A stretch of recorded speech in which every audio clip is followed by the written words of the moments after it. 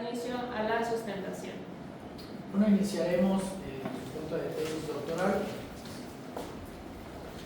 Daremos inicio por 20 minutos, maestro Guillermo, y empezaremos después con Isabela. Voy a cortar algunos puntos que ya hemos visto en otros coloquios. Quizá alguien del público no comprenda bien, pero ya los doctores del sínodo ya conocen un poco más del tema. El tema que vamos a tratar el día de hoy es el de políticas públicas y movilidad social. Se trata de un estudio comparativo de 2010 a 2024 de los gobiernos de México y Brasil. Bueno, vamos a continuar por cuestión del tiempo. La estructura de esta defensa es el planteamiento del problema, es la disociación entre redistribución y movilidad, las tres tradiciones analíticas bajo el realismo crítico de esta investigación, los métodos mixtos y el process tracing que estamos realizando también como parte de esta investigación, y finalmente los resultados en la agencia política y algunas conclusiones al respecto. Bueno, este trabajo de investigación tiene la finalidad de indagar sobre si los gobiernos de izquierda o de derecha realmente hacen una diferencia en la movilidad social. Aunque nosotros podemos saber en números llanos que la inversión en gasto público ha aumentado, lo que queremos es determinar si ese gasto público realmente tiene una influencia en la gente, en la movilidad social de la gente, entendiendo como movilidad social cuando la población es capaz de dejar el estrato o el quintil, vamos a decir, o la franja de pobreza en la que se encuentra para ascender al siguiente nivel económico, y si este ascenso es permanente o cambia bajo ciertas circunstancias. Entonces de eso trata esta investigación, si hay alguna diferencia o no hay alguna diferencia, ¿no? Entonces para esto nosotros hicimos algunas adaptaciones respecto a otras teorías que ya estaban hechas acerca de cómo se entiende la redistribución de la riqueza. Las adaptamos. Originalmente este es un parámetro que se ocupa para la OCDE, pero la estamos adaptando tanto para aplicarlo al caso particular de Brasil como el de México. Como ya lo dicen algunas instituciones, nosotros en América Latina, en la región, es difícil romper con con esta trampa de piso pegajoso, como le dicen los especialistas, en el que no podemos lograr que el quintil más bajo de la sociedad suba permanentemente al siguiente quintil, al de la clase media, ¿sí? Y de igual manera tenemos una clase de ultra ricos súper alta que es muy difícil, que es muy resiliente a cualquier situación, llámese tragedias, llámese caídas de la bolsa, COVID, etc. Entonces tenemos los dos extremos que son muy difíciles de mover, muy difíciles de cambiar.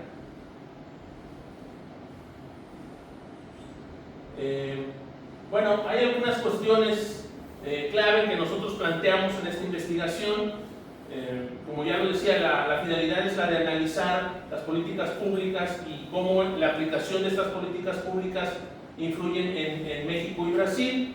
Algunos de los objetivos específicos son identificar y comparar las políticas públicas implementadas en ambos países, comparar el gasto público, determinar cuáles fueron las barreras sistémicas, porque la finalidad de esta investigación es indagar sobre las barreras sistémicas. Como decía, las gráficas nos indican que la curva del Gran Gatsby efectivamente se aplana o disminuye con el paso de estos años, pero como hicimos un process tracing, lo que nosotros estamos queriendo, eso lo vamos a decir al final, lo que nosotros estamos indagando, lo que nosotros investigamos fue si realmente este impacto puede sobrevivir a embates externos a la situación sociopolítica del momento. Entonces, aplicamos una técnica de comparación de sistemas más similares para poder hacer la equiparación de ambos países, tanto de Brasil como de México, para ahora, bueno, vamos a las preguntas centrales antes de profundizar. ¿Cómo se explica, las preguntas centrales es cómo se explica la brecha entre la reducción de la pobreza estática y la rigidez de la movilidad? ¿Qué mecanismos, por ejemplo, la desigualdad heredada, neutralizan estas transferencias y cómo lograr que el logro educativo se traduzca en ascenso de clase? Hay algunas paradojas relacionadas, quiero decirlo, con la educación, porque si bien se dice que la educación es un igualador social, en el fondo quien tiene para pagar una educación de calidad y quien destaca de esta educación, pues es la clase alta. Entonces es paradójico. Pareciera, y así lo arrojan los estudios, que en realidad la educación tiene muy poca influencia en cambiar la clase social. Entonces parece que nos están vendiendo un mito de que la educación sí sirve. La educación sí sirve cuando hay dinero para comprar esa educación de calidad. Entonces tenemos dos hipótesis. El primero es el impacto distributivo, es decir, realmente el que haya un flujo corriente de dinero hacia la clase baja o un flujo de corriente distribuido de manera equitativa en la sociedad tiene trascendencia o reduce el coeficiente de Gini de forma más significativa que los modelos de autoridad y las reformas de mercado. ¿Sí? Eso es la primera hipótesis. Y la segunda hipótesis es la rigidez estructural, es decir, qué tanto, digamos, el impacto de estas inversiones pueden ayudar o no ayudan a cambiar la estructura que ya está, la que habíamos comentado, esa estructura en la que difícilmente un rico o un ultra rico deja de serlo y un pobre en extrema pobreza deja de serlo. Entonces, esas dos hipótesis se plantearon a partir de qué posición, de considerar que además del flujo de dinero que recibe la gente pobre o de clase media de manera universal, ahorita vamos a entrar a los programas en particular de los que vamos a hablar, existe lo que nosotros denominamos o lo que denominan los especialistas un stock, es decir, toda una infraestructura que está a favor de las personas que acumulan el dinero y el poder y en contra de las personas que no lo tienen. ¿Por qué? Porque si bien nosotros pues, estamos recibiendo un apoyo, me incluyo porque yo también recibo un apoyo, recibimos un apoyo del gobierno, pero si nosotros somos pobres y nos enfermamos, ese dinero vamos a gastarlo en gasolina, en medicina. Si nosotros no tenemos forma de transportarnos, pues vamos a gastarlo en transporte. Si perdemos nuestra ropa, si nos pasa una tragedia y no tenemos seguro, vamos a ocupar ese dinero. Entonces, esa fluidez que debería de darse y de generar un cambio en la gente más pobre o en el estrato social más bajo, se diluye porque no tiene un stock institucional que soporte cuando le suceden cambios, y eso lo vamos a ver en una gráfica más adelante, a la ciudadanía más pobre. Entonces eso impide que realmente haya se despeguen de la clase social más baja, por eso se le conoce como piso pegajoso. A ver, ok. Entonces, hablando en términos teóricos, ¿cómo nosotros podemos entender esta situación ¿Cómo podemos, bajo qué lentes nosotros vamos a ver este fenómeno o analizar este fenómeno? Entonces, existen varias teorías. La teoría que más me llamó la atención es la teoría de Bhaskar, es una de las teorías filosóficas, políticas más contemporáneas y que creo yo que se adapta para poder entender este fenómeno, que consiste en tres ejes, ¿no? El primero es, como lo dice Subirats, es el Estado en acción, ¿sí? Es decir, aquellas, lo que se le conoce como agencia política, que no agenda política, aquellas cuestiones relacionadas con el propio ser de la ideología del gobierno, ¿sí? Y la segunda es cómo nosotros podemos distinguir digamos, la movilidad cuando es absoluta, es decir, cuando hay un cambio permanente, o a cuando es relativo, es decir, que a pesar de que hay un recurso destinado en gasto público para la sociedad, sobre todo del quintil más bajo, esta es relativo y cambia con ciertas circunstancias, como puede ser un sismo, como puede ser una pandemia y otras cuestiones de tipo familiar que ocurren en la familia, la muerte de una persona, etc. Entonces, aquí nosotros en nuestro país y en Brasil, más adelante voy a decir por qué tomamos esos dos países, tenemos una especie como de sistema híbrido. ¿Sí? No es parecido a Europa, no es parecido a Asia, sino que es un sistema diferente, que no es ni 100% socialista ni tampoco 100% neoliberal. Estamos recientemente entrando en una etapa sociopolítica diferente en la región. Esto se está sintiendo con las variables de una área a otra área política y esto es una situación que es una materia de estudio dinámica lo que estamos realizando, ¿no? O lo que se debe de hacer posteriormente. Entonces, ¿de qué manera nosotros llegamos a qué metodología y qué trabajo académico realizamos, bajo qué esquema, bajo qué diseño de investigación? Bueno, utilizamos un método mixto convergente, es decir, utilizamos una técnica cuantitativa para medir algunos elementos, algunos resultados que hay en estudios tanto en Brasil como en México, y lo hicimos de manera paralela con Atlas TI, analizando cualitativamente algunos resultados que nos arrojaron estos estudios.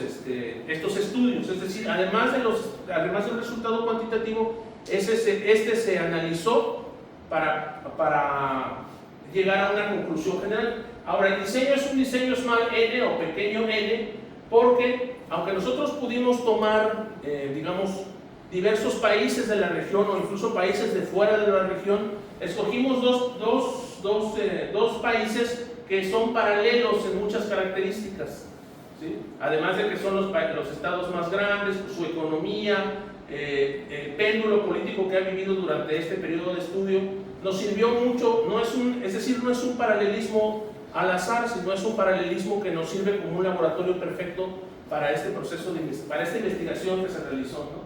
Entonces, es un diseño comparado, evidentemente, de los dos países. Pasó por un process training que ya habíamos dicho, en el cual nosotros damos un seguimiento a cada una de las reglas de operación, los decretos y las auditorías de cada país a través de Atlas, del software Atlas TI.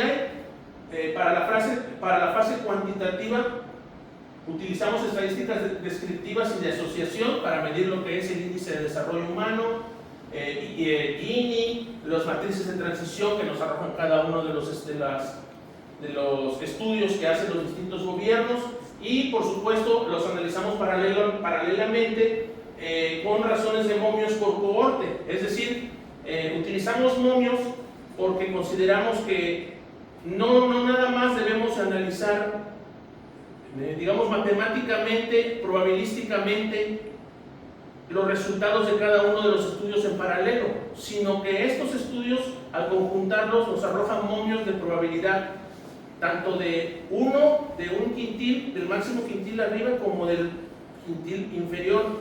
Es decir, y para hacerlo utilizamos inteligencia artificial, como ya habíamos comentado con el doctor Marco Polo, y utilizamos Python también, o sea, programación, ¿sí? Finalmente hicimos una triangulación de todos estos datos mediante matrices de congruencia y cronologías cruzadas para obtener los datos duros, ¿sí? Con la doctora Mayra Goulart ya hemos hecho algunos otros trabajos, que está aquí presente con nosotros, algunos otros trabajos de análisis de discurso utilizando Machine Learning e inteligencia artificial. Ella me ayudó mucho también a sugerirme muchas ideas de cómo abordar este problema, cómo hacer el diseño de la investigación, y utilizamos esas herramientas. Muy bien. ¿Cuál es lo que nosotros estamos qué es lo que nosotros estamos probando y cómo lo estamos haciendo? ¿A qué niveles lo estamos haciendo? Primero, utilizamos desde luego, lo hicimos a nivel macro, es decir, a nivel Brasil y a nivel México. Pero para probar nuestras teorías, hicimos un test de piso pegajoso y un test de techo de cristal. Tomamos, como el doctor Cabarrós bien lo señalaba en una participación anterior, dos estados, digamos, equivalentes en términos económicos e en términos de rezago, que es el estado donde vivo yo, Guerrero, y Maranhão, en Brasil. Son zonas de rezago, receptoras de transferencias, de inyecciones directas de recursos con distintos programas que vamos a mencionar más adelante, y queremos saber si realmente estas inyecciones directas o condicionadas, en el caso de Brasil, de recursos, funcionan para romper el piso pegajoso. Y en el caso del test del techo de cristal, en los lugares industrializados con mayor ingreso, como puede ser el estado de Nuevo León, y el estado de Río de Janeiro, donde hay una gran capacidad institucional, hay mucho stock, mucha estructura, ¿qué tanto la riqueza regional se traduce en fluidez o la segregación bloquea el ascenso al quintil siguiente en la clase social?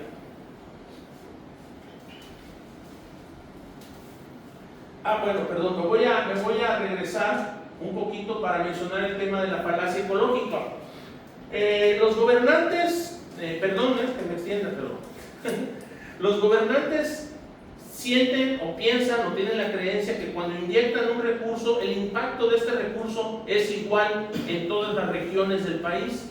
Estamos hablando de políticas públicas de nivel federal, y la verdad es que no es así. Por eso se le dice falacia ecológica, porque el mismo recurso inyectado en distintas regiones tiene distinto impacto. Bueno, vámonos con lo siguiente para no aburrir tanto. Entonces tenemos que la agencia política durante el periodo de estudio ha tenido dos trayectorias. Primero es, en el caso de México, hubo una resiliencia, como ya lo pudimos constatar en las gráficas, del modelo tecnocrático liberal o neoliberal, que hubo una focalización estricta y donde hubo focalización estricta y reformas de mercado, como ya lo sabemos. Hubo una ruptura de paradigma con la llegada del presidente López Obrador al implementar la monetización directa, al quitar el famoso intermediario, al inyectar a las escuelas a través de los padres de recursos, por poner un ejemplo, y crear lo que él denominó una cuarta transformación con austeridad republicana. Entonces, hubo un cambio de paradigma en la política pública, en donde ya no hubo un beneficiario condicionado a través de te doy la despensa y vota por mí, o te doy el progreso y vota por mí, a un derechohabiente directo, que es lo que planteaba López Obrador muy seguido en sus mañaneras. En el caso de Brasil tenemos un ciclo pendular, porque como ustedes saben, Brasil ha tenido todavía más cambios pendulares de un gobierno de izquierda a uno de derecha, con Dilma y con Lula por un lado, y con Temer, y con este amigo, el que está en la cárcel, Bolsonaro, hacia el otro lado del péndulo, ¿no? Entonces, tenemos una visión de Dilma, de un neodesarrollismo del Partido del Trabajo, con una visión centrada en el salario. Recordemos que viene de Lula da Silva esa concentración de beneficiar a partir del salario, porque él fue obrero en su momento. Y después, de 2016 a 2022, tenemos un contraciclo con Temer y con Bolsonaro, del famoso techo de gastos o techo de gastos y la desconstitucionalización de derechos. Después nuevamente tomamos con reconstrucción de Lula las restricciones fiscales mucho más severas, sobre todo en los grandes movimientos económicos realizados en el país, ¿no? 5 minutos. Bueno, ya vamos a los resultados. Tenemos, aquí es donde yo quería señalar las diferencias que hay nosotros nos fijamos aquí, por ejemplo, en Bolsa Familia, a mí me tocó inscribirme en el CAD único con mis hijos y lo único que nos pidieron fue nuestros documentos de migración y un lugar donde nosotros vivíamos. A partir de ahí nos dieron un seguimiento y después nos condicionaron a que mis hijos estuvieran inscritos en una escuela para poder recibir el apoyo de Bolsa Familia. En el caso de México no es así y esa es la diferencia y quizá eso es sujeto de una investigación más profunda en donde Prospera y después los programas directos de López Obrador son sin condicionar y son automáticos, es decir, las personas que tenemos una discapacidad recibimos en nuestro recurso directito y nadie nos cuestiona nada, ¿sí? En el caso de Brasil, si se quiere recibir el recurso del niño que le toca a él, tiene que comprobar que está yendo a la escuela y que presentar la boleta al CAD único o a las oficinas del CAD único, del cadastro, ¿sí? Bueno,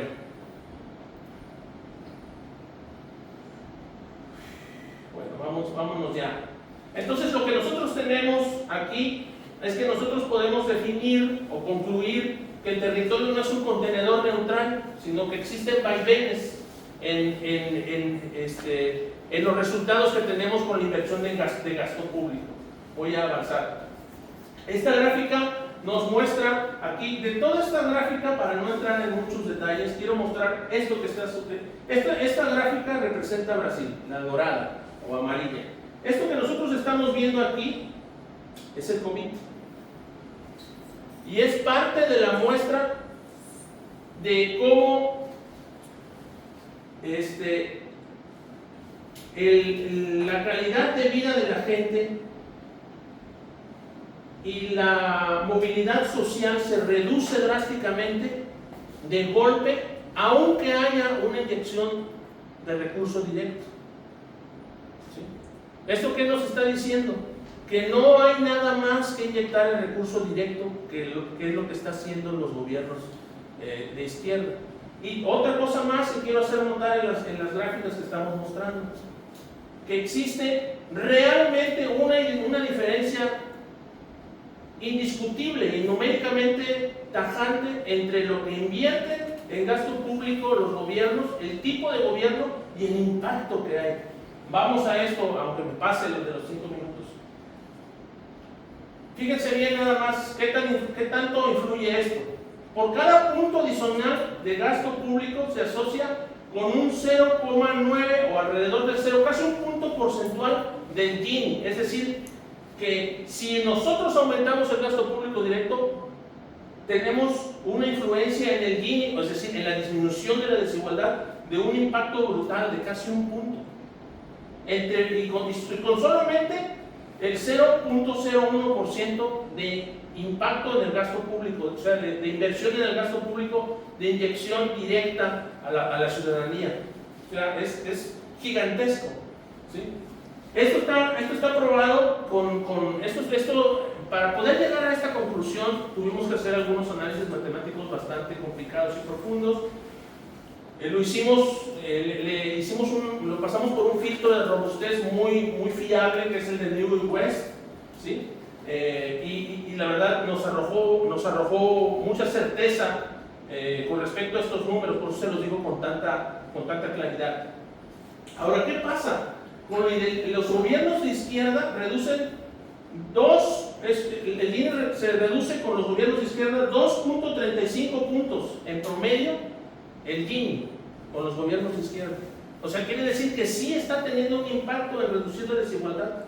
Yo, como soy un poco clasista, les decía a mi familia, les comentaba a mi familia, digo, bueno, nunca habíamos visto tanta gente en el Cinépolis VIP, por ejemplo, o en ciertos lugares donde entra la gente de clase media o la gente de clase alta, a partir del gobierno de López Obrador. O sea, ciertos lugares donde no asistía la gente y se llenaban, y bueno, no voy a entrar en más detalles, pero sí se sentía un cambio, ¿no? Bueno, vamos a ver.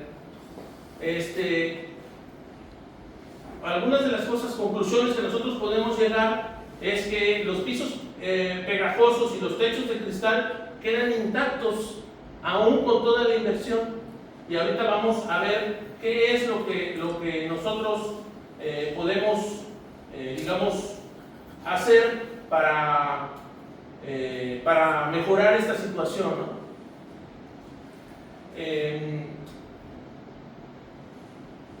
Con respecto a las hipótesis, si se cumplen o no se cumplen, la política fiscal redistributiva reduce la desigualdad de ingreso corriente, pero es reversible con cada giro de austeridad. Por ejemplo, el rebote brasileño de 2021 que mencionábamos. Y la hipótesis número 2, activos, capital cultural y redes que se transmiten entre generaciones permanecen intactos. Pisos pegajosos y techos de cristal bajo todos los siglos.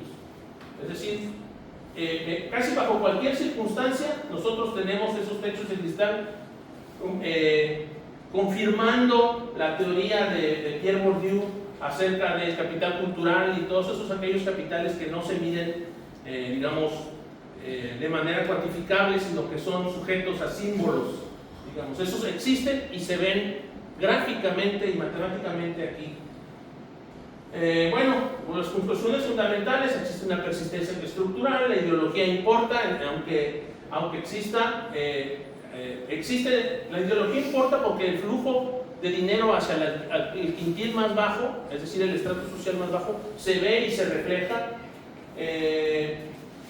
El condicionamiento tiene un mayor acoplamiento redistributivo, es decir, que tiene un mayor impacto en el quintil más bajo condicionar la entrega del recurso que no condicionarlo, y eso es